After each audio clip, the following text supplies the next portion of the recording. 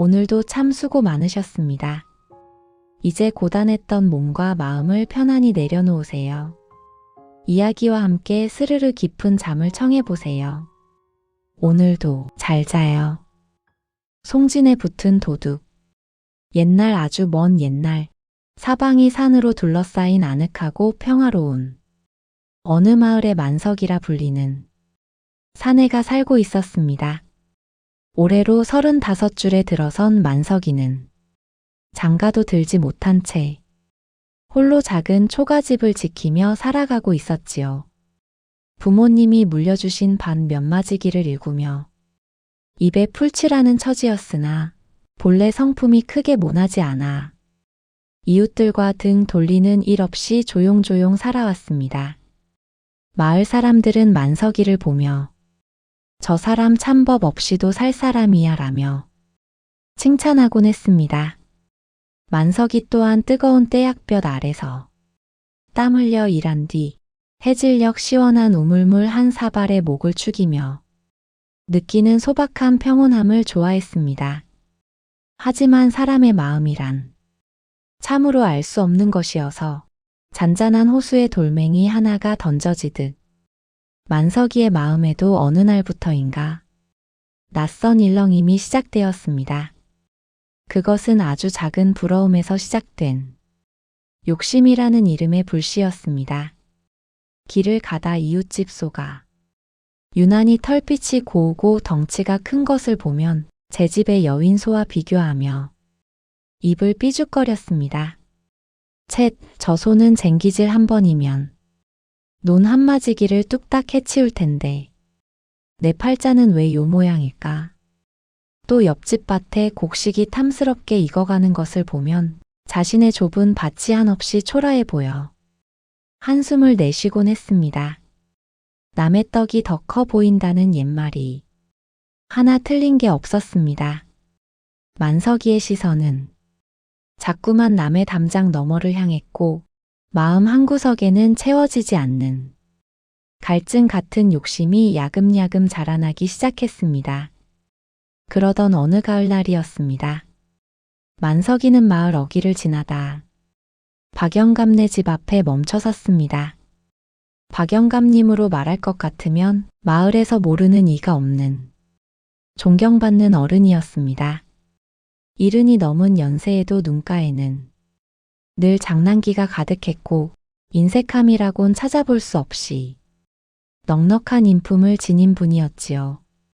그런데 만석이의 눈길을 사로잡은 것은 박영감님의 인품이 아니라 그 집 마당 한가운데에 우뚝 솟은 커다란 감나무였습니다.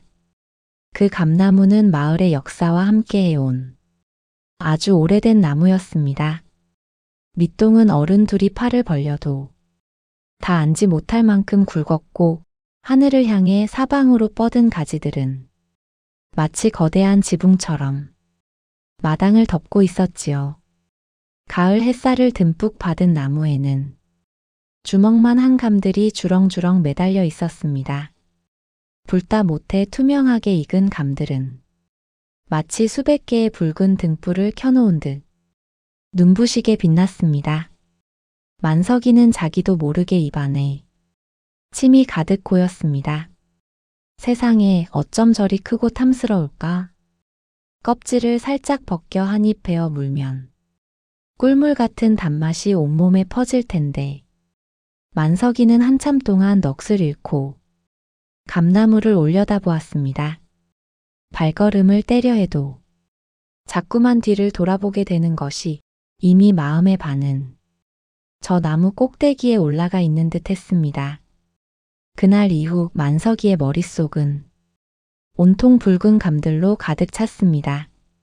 저녁을 먹으면서도 보리밥알이 꼭 감처럼 보였고 잠자리에 누우면 천장에 매달린 등불이 익은 감으로 보였습니다. 박영감님은 혼자 사시면서 저 많은 감을 다 어디다 쓰시려나? 몇 개쯤은 까치가 먹었다고 생각하셔도 모를 텐데 혼잣말을 내뱉는 만석이의 목소리에는 시샘이 섞여 있었습니다. 처음에는 그저 부러움이었던 것이 시간이 흐를수록 왜 박영감님만 저런 좋은 나무를 가졌을까 하는 불공평함에 대한 불만으로 변해갔습니다. 욕심은 어둠 속에서 자라는 이끼처럼 만석이의 양심을 조금씩 덮어버렸습니다. 마침내 달빛조차 구름에 숨어버린 어느 조용한 밤이었습니다. 만석이는 고양이처럼 발소리를 죽이며 박영감네 집 근처를 서성거렸습니다. 마을의 불빛은 모두 꺼졌고 가끔 들려오는 풀벌레 소리만이 정막을 깨고 있었지요. 담장 너머로 고개를 살짝 드니 낮에 보았던 그 탐스러운 감들이 달빛을 머금고 은은하게 빛나고 있었습니다. 딱 한 번만이다. 딱 3개만 따가는 거야. 이건 도둑질이 아니라 길가에 떨어진 복을 줍는 것과 같아. 만석이는 스스로를 속이며 떨리는 손을 담벼락에 얹었습니다. 심장이 쿵쾅거려 귀 밑까지 붉어졌지만 이미 욕심에 눈이 먼 그는 멈출 줄 몰랐습니다. 조심스럽게 담을 넘자 발 아래서 마른 잎이 바스락 소리를 냈습니다. 만석이는 쏘스라치게 놀라 숨을 멈추고 방 안의 동태를 살폈습니다. 박영감님의 깊은 코고는 소리가 들려오자 그제야 안심한 만석이는 감나무 위로 기어 올라갔습니다. 손을 뻗자 차가운 감의 촉감이 손바닥에 닿았습니다. 옳거니 요놈들 봐라. 정말 묵직하구나. 만석이는 가장 크고 붉은 감 3개를 따서 품 안에 소중히 넣었습니다. 그리고는 허겁지겁 나무를 내려와 담을 넘고 집을 향해 달렸습니다. 등 뒤에서 누군가 부르는 것만 같아 뒤도 돌아보지 않고 달린 끝에 만석이는 자신의 초가집 문을 걸어 잠그고 거친 숨을 몰아쉬었습니다. 품에서 꺼낸 감 3개는 어두운 방 안에서도 보석처럼 빛났습니다. 떨리는 손으로 하나를 깎아 입에 넣자 이제껏 느껴보지 못한 달콤함이 혀끝을 적셨습니다. 아, 정말 달구나. 세상에 이런 맛이 또 있을까? 만석이는 잠시 행복감에 젖어들었습니다. 하지만 달콤함이 목구멍을 넘어가는 순간 마음 한구석에서 서늘한 기운이 올라왔습니다. 내가 무슨 짓을 한 거지? 평생 남의 물건에 손 한 번 안 대고 살았는데 이건 분명 도둑질이야. 후회와 죄책감이 밀려왔지만 이미 입안에 남은 그 맛을 잊기에는 욕심의 뿌리가 너무 깊었습니다. 남은 2개의 감을 바라보며 미안한 마음이 들다가도 내일이면 다시 그 달콤한 맛이 그리워질 것임을 만석이는 알고 있었습니다. 그날 밤 만석이는 꿈을 꾸었습니다. 끝도 없이 펼쳐진 붉은 감나무 숲에서 수천 개의 감이 자신에게 쏟아지는 꿈이었습니다. 달콤한 꿈이었지만 깨어난 뒤의 방 안은 유난히 차갑고 쓸쓸했습니다. 만석이의 마음에 심어진 작은 욕심의 씨앗은 이제 거부할 수 없는 덩굴이 되어 그의 삶을 칭칭 감기 시작하고 있었습니다. 첫 도둑질 이후 며칠이 흘렀습니다. 만석이는 겉으로는 평소와 다름없이 밭을 갈고 김을 매며 성실한 농부의 얼굴을 하고 있었지요. 하지만 그의 머릿속은 온통 지난밤 서늘한 달빛 아래서 맛보았던 그 꿀맛 같은 감의 기억으로 가득 차 있었습니다. 땀을 닦으며 나무 그늘에 앉아 있을 때도 시원한 물 한 사발을 들이켤 때도 자꾸만 입맛을 다시며 혼잣말을 중얼거렸습니다. 그놈 참 달기도 했지. 시장에서 사 먹는 것과는 비교도 안 되는 맛이야. 어차피 그 많은 감, 박영감 혼자 다 드시지도 못할 텐데 말이야. 처음엔 분명 다시는 하지 말자고 굳게 다짐했건만 달콤한 기억은 독한 술처럼 만석이의 의지를 흐려놓았습니다. 딱 몇 개뿐이었잖아. 박영감님은 눈도 침침하시니 모를 거야. 합리화라는 이름의 괴물이 만석이의 양심을 갉아먹기 시작했습니다. 결국 욕심을 이기지 못한 만석이는 해가 뉘엿뉘엿 지고 사방이 어둑해지기만을 손꼽아 기다리게 되었습니다. 두 번째 방문은 훨씬 수월했습니다. 담벼락의 높이는 낮게 느껴졌고 나무 기둥을 타는 손길은 익숙해졌지요. 이번에는 저번보다 욕심을 내어 5개의 감을 품었습니다. 집으로 돌아와 감을 깎아 먹으며 만석이는 생각했습니다. 거봐, 아무 일도 없잖아. 세상 일이란 게 생각보다 별거 아니구먼. 죄책감은 가을 안개처럼 순식간에 흩어졌고 만석이의 마음은 무쇠처럼 단단하고 무뎌져 갔습니다. 그로부터 일주일 후에는 10개, 그 다음에는 보자기 가득. 만석이의 도둑질은 이제 거를 수 없는 일과처럼 굳어져 버렸습니다. 한 번 문이 열린 욕심은 감나무에만 머물지 않았습니다. 담벼락 밑에 심어진 박영감네, 무며 배추에도 손을 대기 시작했지요. 혼자 사는 노인이 이 많은 채소를 다 드시면 배탈이라도 나지. 내가 좀 도와드리는 셈 치자고. 말도 안 되는 변명으로 제 속을 달래며 만석이는 마을 곳곳에 과실나무를 제 집 창고처럼 드나들었습니다. 그러던 어느 깊은 밤이었습니다. 만석이는 평소보다 더 큰 포부를 품고 박영감네 감나무에 올랐습니다. 오늘은 한 30개쯤 따서 두고두고 먹어야겠다. 정신없이 감을 따서 품에 넣던 그때였습니다. 닫혀있던 방 안에서 박영감님의 손자 철수의 목소리가 새어나왔습니다. 할아버지, 밖에서 자꾸 바스락 소리가 나요. 누가 온 거 아닐까요? 만석이는 쏘스라치게 놀라 가지에 몸을 바짝 붙였습니다. 숨소리조차 들릴까 봐 입을 틀어막고 가슴을 졸였지요. 잠시 후 방 안에 불이 켜지고 박영감님의 그림자가 문창지에 비쳤습니다. 만석이의 심장은 쿵쾅거렸습니다. 들키면 끝장이다. 평생 쌓아온 내 체면이 한순간에 무너지는구나.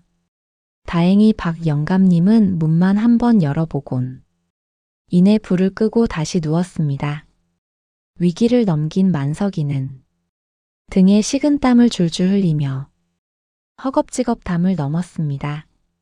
하지만 간사한 것이 사람 마음이라 했던가요? 집에 도착해 가득 담긴 감을 확인하자마자 죽을 뻔했던 공포는 눈 녹듯 사라졌습니다.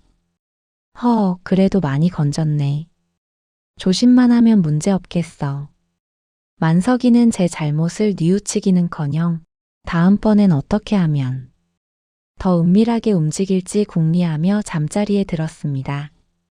다음 날 아침 마을 공동 우물가에서 만석이는 박영감님과 마주쳤습니다. 오, 만석이 아닌가? 오늘도 일찌감치 나왔구먼. 박영감님이 평소처럼 인자하게 인사를 건네자 만석이는 가슴이 철렁했습니다. 예, 영감님. 평안하셨습니까? 만석이는 애써 태어난 척 대답했지만 눈길은 자꾸만 땅바닥을 향했습니다. 말도 마시게. 요즘 우리 집 감나무가 이상해. 처음엔 까치 녀석들이 소풍이라도 왔나 싶었는데 하루가 다르게 감이 뭉텅이로 사라지니 원. 누군가 내 허락도 없이 손을 대는 모양이야. 박영감님이 빙그레 웃으며 덧붙였습니다. 그런데 말이야, 만석이 자네도 알지? 도둑놈 꼬리가 길면 결국 밝히는 법이거든. 내가 조만간 그 녀석을 꼭 잡아서 버릇을 고쳐줄 생각이라네. 영감님의 그 웃음 섞인 목소리가 만석이에게는 천둥소리처럼 무겁게 들렸습니다. 그렇습니까? 참 고약한 도둑이군요. 어서 잡으셔야 할 텐데. 만석이는 비어나오는 식은땀을 닦으며 서둘러 우물가를 떠났습니다. 집으로 돌아오는 길 등 뒤에서 영감님의 시선이 계속 따라붙는 것만 같아 소름이 돋았습니다. 그날 밤 만석이는 어두운 방 안에 홀로 앉아 고민에 빠졌습니다. 이제 정말 그만둬야 하나? 영감님이 눈치를 챈 것 같은데.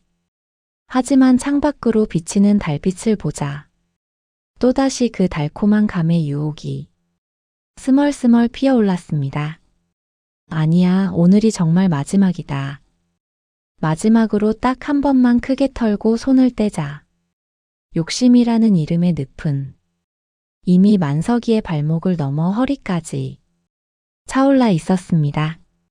스스로 제어할 수 없는 욕망의 덩굴에 칭칭 감긴 채 만석이는 또다시 검은 보자기를 챙겨 어둠 속으로 발을 내디뎠습니다. 그것이 자신을 기다리는 거대한 덫을 향한 걸음인 줄은 꿈에도 모른 채 말입니다. 박영감님은 마을에서 잔뼈가 굵은 노인이었습니다. 매일 아침 마당을 쓸며 감나무를 살피던 영감님의 눈에 가지마다 탐스럽게 열렸던 감들이 눈에 띄게 줄어든 것이 포착되지 않을 리 없었지요. 처음 한두 개 사라졌을 때는 까치 녀석들이 배가 많이 고팠나 보군 하며 허어 웃어넘겼지만 날이 갈수록 수십 개씩 뭉텅이로 사라지는 꼴을 보니 이건 분명 사람의 소행임이 확실했습니다. 허허, 요 맹랑한 녀석 보게나. 내 인심이 박한 편은 아니라만 남의 담장을 제 집 드나들듯 하니 이제는 따끔한 맛을 보여줄 때가 되었군. 어느 맑은 아침 박 영감님은 무릎 위에서 재롱을 떨던 손자 철수를 조용히 불렀습니다. 10살 난 철수는 눈치가 빠르고 영리하여 할아버지의 든든한 조력자 노릇을 톡톡히 해왔지요. 박영감님은 감나무의 빈 가지들을 가리키며 낮은 목소리로 속삭였습니다. 철수야, 저기 좀 보거라. 우리 집 감들이 밤새 어디론가 나들이를 갔구나. 누군가 몰래 들어와 우리 소중한 감들을 훔쳐가고 있어. 네가 할아버지를 도와. 이 도둑놈을 잡는데 힘을 좀 보태겠느냐? 철수는 눈을 동그랗게 뜨며 주먹을 불끈 쥐었습니다. 할아버지 걱정 마세요. 제가 밤새 잠도 안 자고 지켜서 그 도둑놈을 꼭 잡을게요. 그런데 어떻게 잡으실 거예요? 몽둥이라도 준비할까요? 박 영감님은 인자하게 웃으며 고개를 저었습니다. 아니란다. 매질보다는 훨씬 기발한 방법이 있지. 철수야, 지금 당장 산으로 올라가서 소나무마다 맺힌 끈적끈적한 송진을 한 항아리 가득 모아오너라. 그것이 오늘 우리 작전의 핵심이란다. 철수는 신이 나서 지게를 짊어지고 산으로 달려갔습니다. 반나절 동안 온 산을 뒤지며 소나무 겨드랑이마다 고인 황금빛 송진을 정성껏 긁어모았지요. 손에 묻으면 여간에서는 떨어지지 않는 그 끈덕진 액체를 항아리에 가득 채워 돌아오자 박영감님의 입가에는 만족스러운 미소가 번졌습니다. 됐다, 아주 훌륭하구나. 이제 이 송진으로 쥐새끼보다 고약한 도둑놈을 낚아보자꾸나.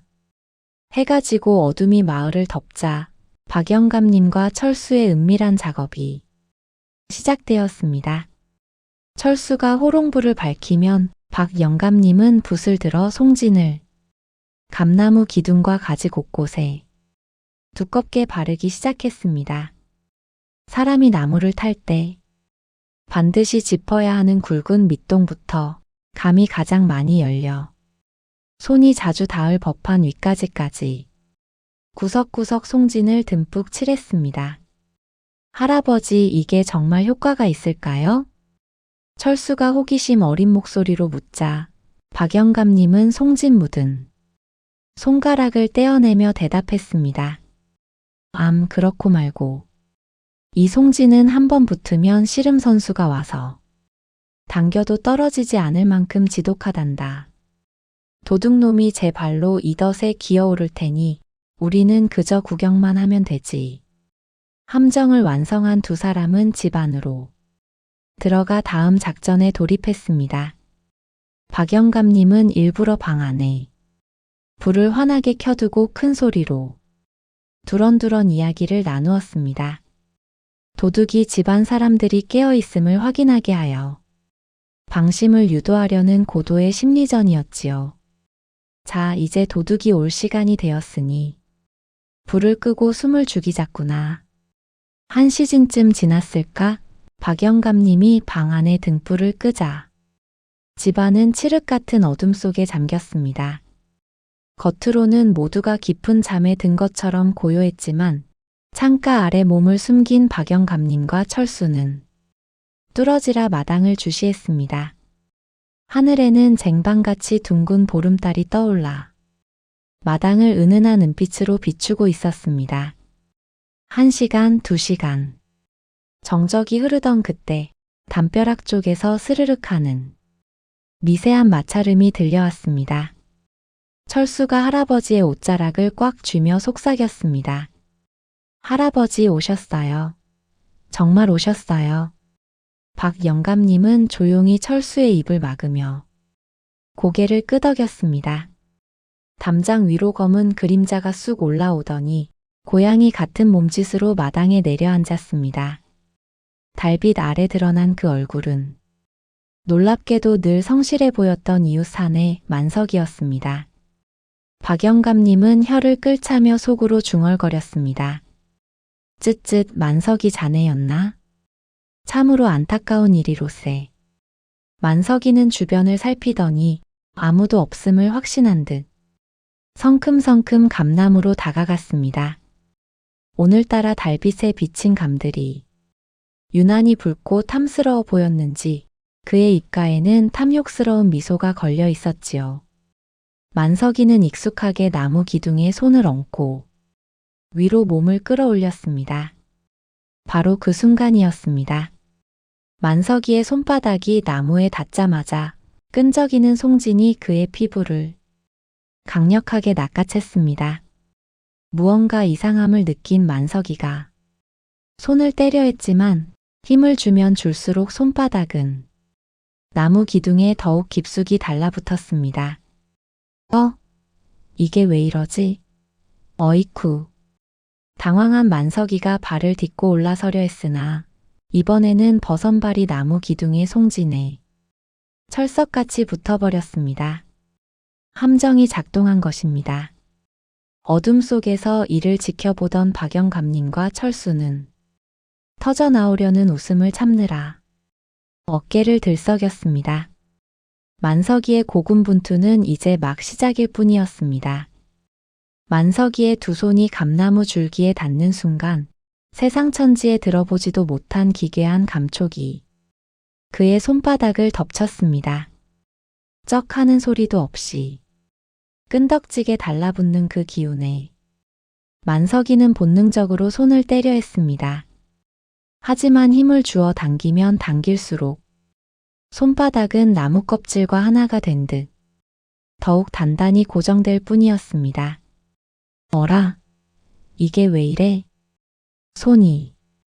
손이 안 떨어지네? 당황한 만석이가 다른 한 손으로 나무를 밀어 몸을 떼어보려 했지만 그것이 화근이었습니다. 밀어내려던 왼손마저 송진 범벅이 된 줄기에 철썩하고 붙어버린 것이지요. 이제 만석이는 양팔을 벌린 채 나무를 껴안은 민망한 자세로 공중에 대롱대롱 매달리게 되었습니다. 발버둥을 치며 발로 나무를 차보았으나 집신 바닥마저 송진의 잡이 없는 끈적임에 낚여 나무 기둥에 딱 붙어버렸습니다. 아이고, 사람 살려. 이게 대체 무엇이란 말이냐. 누가 여기다 풀칠이라도 해놓은 게야? 만석이는 몸을 비틀고 어깨를 흔들며 온 힘을 다해 몸부림쳤습니다. 하지만 그럴수록 옷자락 여기저기가 송진에 엉겨붙어 이제는 고개조차 마음대로 돌릴 수 없는 처지가 되었습니다. 달빛 아래 나무에 찰싹 달라붙어 허우적거리는 만석이의 모습은 흡사 커다란 매미 한 마리가 나무에 붙어 우는 형국이었지요. 이 광경을 창가에서 지켜보던 박영감님과 철수는 터져나오는 웃음을 참느라 배를 움켜쥐었습니다. 철수가 할아버지의 귀에 대고 속삭였습니다. 할아버지, 지금 나가서 잡아올까요? 저 아저씨 울 것 같아요. 박영감님은 빙그레 웃으며 철수의 머리를 쓰다듬었습니다. 아직은 때가 아니란다. 제풀에 지쳐 자신의 어리석음을 뼈저리게 느껴야 진정한 가르침이 되는 법이지. 오늘 밤은 저 나무가 저 사람의 스승이 될 게다. 시간은 무정하게 흘러 어느덧 한 시즌이 지났습니다. 만석이의 팔다리에는 찌릿찌릿한 통증이 밀려왔고 온몸의 근육은 비명을 지르기 시작했습니다. 2시즌이 지나자 깊어가는 가을 밤은 서늘한 기운이 옷 속을 파고들었습니다. 송진에 붙은 옷 때문에 몸을 웅크릴 수도 없었으니 찬바람은 만석이의 살결을 사정없이 핥히고 지나갔습니다. 내가 미쳤지. 그까짓 값 몇 알이 뭐라고. 이 고생을 사서 한단 말이냐. 아버지 어머니 볼 면목이 없구나. 3시즌 4시즌. 동이 터 오기 전. 가장 어두운 새벽녘이 되자 만석이는 지칠 대로 지쳐 눈물까지 쏟아냈습니다. 배는 고프고 몸은 얼어붙을 듯 추운데 잠이라도 한숨 자고 싶어도 나무에 매달린 처지라 눈꺼풀을 붙일 수도 없었지요. 만석이는 밤새도록 자신의 욕심을 원망하고 또 원망하며 제발 이 밤이 빨리 지나가기만을 간절히 빌었습니다. 마침내 저 멀리 산등성이 너머로 푸르스름한 새벽빛이 밝아오고 부지런한 새들이 아침을 알리며 지저귀기 시작했습니다. 밤새 송진과 사투를 벌인 만석이의 몰골은 차마 눈 뜨고 볼 수 없을 만큼 초라했습니다. 머리카락은 헝클어져 산발이 되었고 옷은 송진에 절어 여기저기 찢어지고 해졌으며 얼굴은 눈물과 콧물로 범벅이 된 채 퀭한 눈을 뜨고 있었지요. 마을 사람들이 하나둘 잠에서 깨어나 우물가로 논밭으로 향하기 시작했습니다. 제일 먼저 이 광경을 목격한 것은 물동이를 이고 가던 이웃집 안악이었습니다. 어머나, 세상에, 박영감님 댁 감나무에 웬 괴물이 붙어있네. 안악의 비명에 지나가던 사람들이 하나둘 모여들기 시작했습니다. 사람들은 처음에 겁을 먹고 멀찍이 서서 구경하다가 나무에 매달린 이가 마을 청년 만석이라는 것을 알게 되자 여기저기서 폭소가 터져 나왔습니다. 아니, 저게 만석이 아닌가? 자네 거기서 지금 뭐하고 있는 건가? 감나무 신령님께 절이라도 하는 게야? 쯧쯧, 송진에 아주 찰떡처럼 붙었구먼. 밤새 나무랑 씨름을 했나 보네. 사람들의 비아냥거림과 웃음소리에 만석이는 얼굴이 화끈거려 차라리 땅으로 꺼지고 싶었습니다. 부끄러움이 고통보다 더 컸지만 송진은 여전히 그의 몸을 놓아주지 않았지요. 그때 박 영감님이 대문을 열고 느긋하게 걸어 나왔습니다. 영감님은 짐짓 놀란 척하며 눈을 크게 떴습니다. 이게 무슨 소동인가? 아니, 간밤에 우리 집 감나무에 아주 희한하고 커다란 감이 하나 열렸구먼. 어찌나 큰지 나무가 휘어질 지경이야. 영감님의 농담에 구경하던 마을 사람들은 자지러지게 웃음을 터뜨렸습니다. 만석이는 고개를 푹 숙인 채 모기만 한 목소리로 대답했습니다. 영감님, 죽을 죄를 지었습니다. 제발 저 좀 내려주십시오. 다시는 안 그러겠습니다. 아침 햇살 아래 만천하에 드러난 만석이의 도둑질은 그렇게 온 마을의 웃음거리가 되었습니다.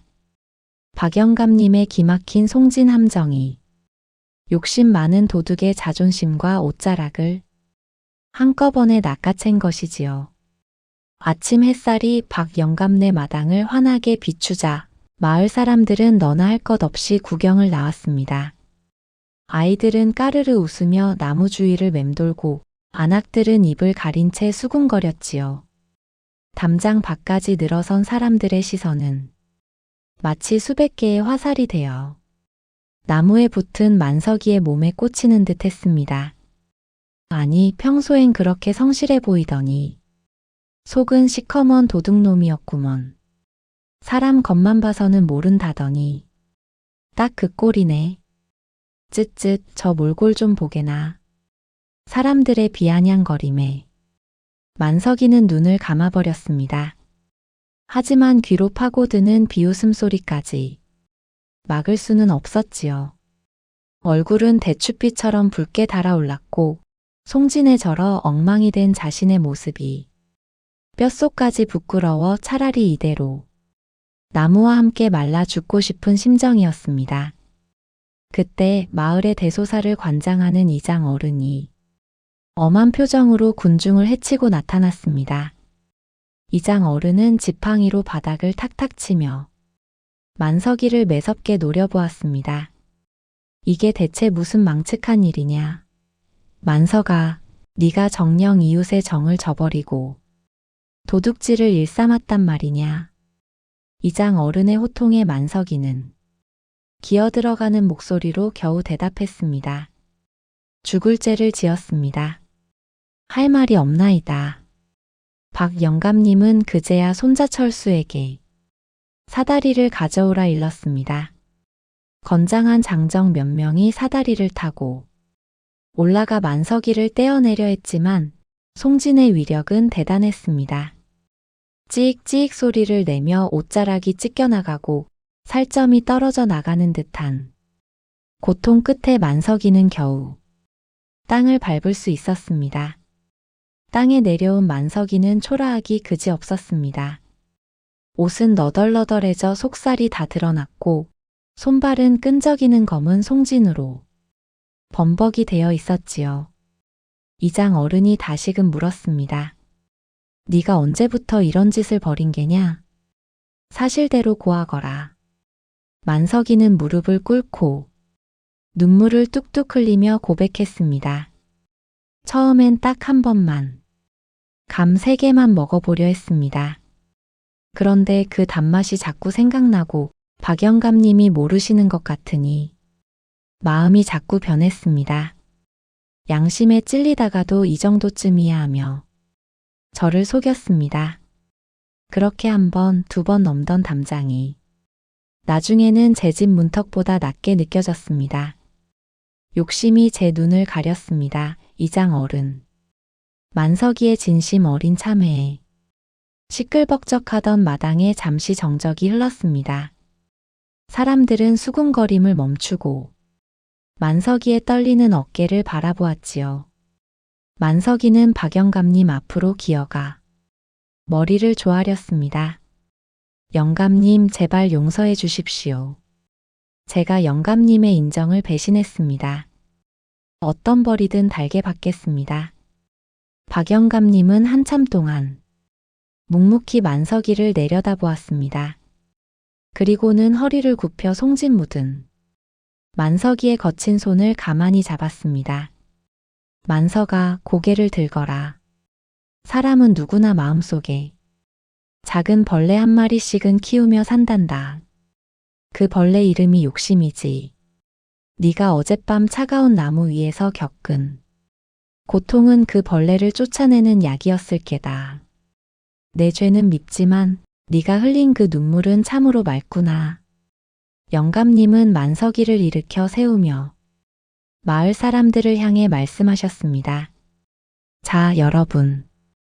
만석이가 이제 자신의 잘못을 뼈저리게 깨달았으니 이만 노여움을 거두어 주시게나. 비온 뒤에 땅이 굳는 법 아니겠나? 이장 어른도 고개를 끄덕이며 판결을 내렸습니다. 박 영감님이 용서하셨으니 관가에 알리지는 않겠네. 하지만 만석아, 오늘 내 옷에 묻은 저 끈질긴 송진처럼 내 죄의 무게를 평생 잊지 말고 살아야 한다. 다시는 남의 것을 탐내지 말거라. 그날 이후 만석이는 완전히 다른 사람이 되었습니다. 송진을 씻어내느라 며칠을 고생했지만 마음의 송진을 씻어내는 데는 더 오랜 시간이 걸렸지요. 그는 더 이상 남의 집 담장 근처엔 얼씬도 하지 않았습니다. 오히려 자신의 작은 밭에서 나온 수확물을 어려운 이웃과 나누며 살기 시작했습니다. 세월이 흘러 만석이도 어느덧 머리가 희끗한 어른이 되었습니다. 달 밝은 밤이면 그는 가끔 마당에 앉아 박영감네 감나무 쪽을 바라보며 미소 지었습니다. 욕심은 소나기 같아서 한순간에 마음을 적시지만 그것을 닦아내는 데는 평생이 걸리는 법이지. 만석이는 자신을 찾아와 남의 것을 탐내는 마음 때문에 괴로워하는 젊은이들에게 자신의 부끄러운 과거를 숨김없이 들려주었습니다. 보게나 나도 한때는 나무에 열린 괴상한 열매였네. 하지만 그 부끄러움을 딛고 일어섰기에 지금의 평온함이 있는 걸세. 남의 것을 부러워 말고 자네 손바닥에 묻은 흙의 소중함을 먼저 알게나. 송진에 붙었던 도둑 이야기는 그렇게 마을의 전설이 되었습니다. 아이들은 감나무 아래를 지날 때마다 이 이야기를 떠올리며 정직의 가치를 배웠고, 어른들은 자신의 마음속에 혹시 송진처럼 끈적이는 욕심이 자라고 있지는 않은지 되돌아보게 되었습니다. 가을 바람이 불어오면 박영감네 감나무는 여전히 붉은 감을 주렁주렁 매달았습니다. 하지만 이제 그 감들은 누구의 도둑질 대상이 아니라 온 마을 사람들의 마음을 훈훈하게 밝혀주는 희망의 등불이 되었습니다.